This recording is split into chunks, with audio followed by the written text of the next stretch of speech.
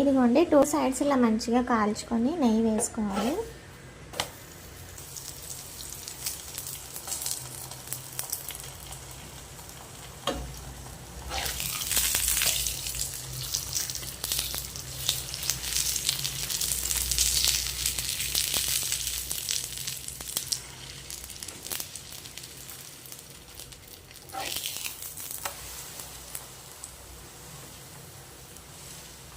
ఇది వేడి వేడిగా తింటేనే బాగుంటుందండి.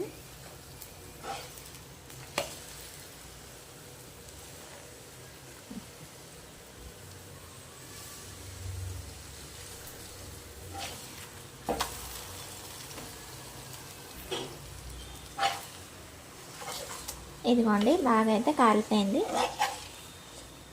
చాలా అంటే చాలా సింపుల్గా టేస్టీగా ఉంటుంది. వీడియోస్ నచ్చితే లైక్ చేసి సబ్స్క్రైబ్ చేసుకోండి. Thank you so much.